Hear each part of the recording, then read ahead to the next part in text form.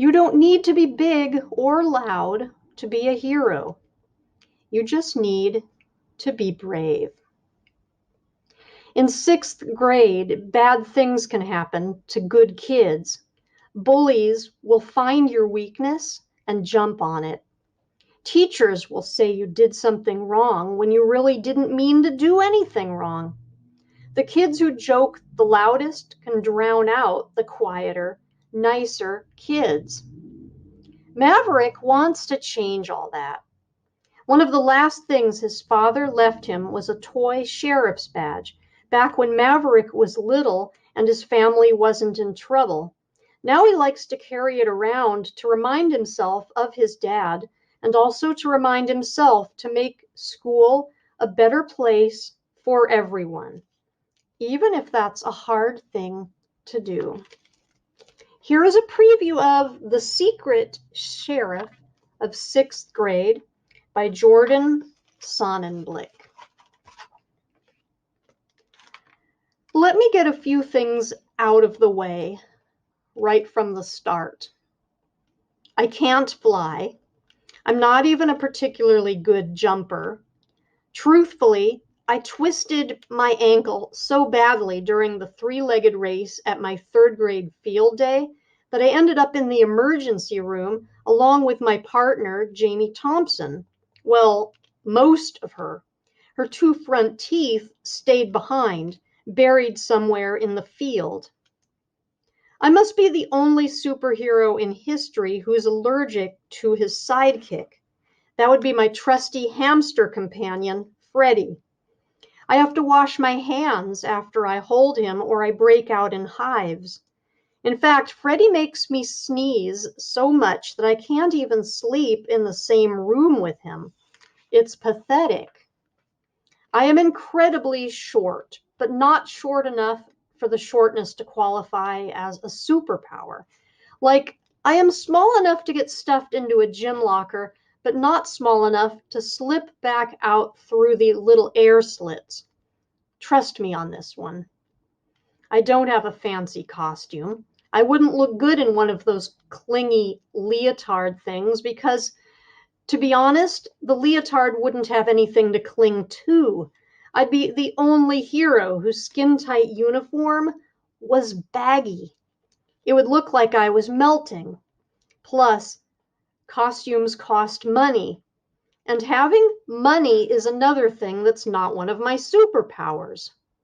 Actually, it is totally possible that I have the secret ability to repel money, because for some reason no cash ever seems to penetrate my anti-dollar force field. And don't get me started on my weaknesses. The good news is that as far as I know, I am probably immune to kryptonite. But that doesn't mean I should challenge Superman to a battle. Why? Because I have the worst weakness of all. I'm weak.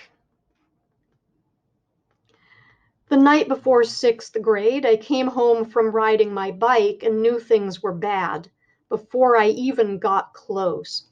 This was not because I had super hearing or ultra vision or any kind of spooky 6th sense. Everyone could hear the shouting and the crying and the breaking glass. I mean, you couldn't not hear it. My mom was having it out with her latest loser boyfriend, Johnny something. I gulped, sped up, and padlocked my bike to the patio of our crummy apartment as fast as I could. Then I opened the back door and stepped into the living room, which looked like a hurricane had just passed through. Mom was sitting on the couch, looking down into her lap, clutching at her left eye and sobbing. Johnny was leaning over her, shouting so loudly that I could see the spit flying out of his mouth into her hair. There was a bottle on the coffee table. It was 3/4 empty, of course. Johnny's words were so awful that I started forgetting them even as they went into my ears.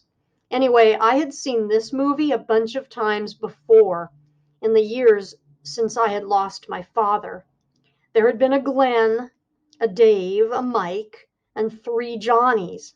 My mom really liked mean guys named Johnny. For what felt like minutes, I tried to do something or say something or even make a noise. My heart pounded. Every hair on my neck stood up. I could feel my face flush, but I couldn't find the guts to move. Then my mom said, "Shut up, Johnny, just shut up." Johnny pulled his right hand way back like a ping pong player, getting ready to hit a slow-moving ball. He was only a couple of feet away from me. I had time, and he hadn't seen me. I could have picked up a chair and hit him with it. I could have yelled. I could have cleared my throat or whistled. I could have done something.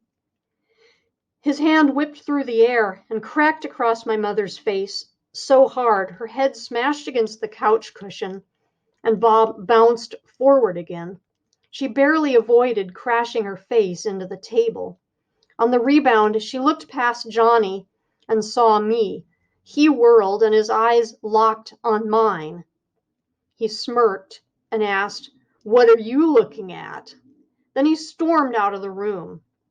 A moment later, I heard another sound I recognized from all the other nights like this one.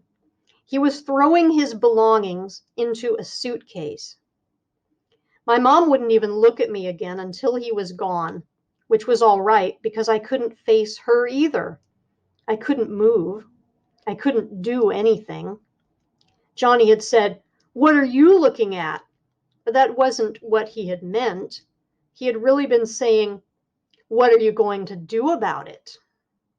The answer was the same as it had been every other time, with two other Johnnies, a Glenn, a Dave, and a Mike.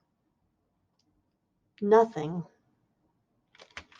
And this has been a preview of The Secret Sheriff of 6th grade.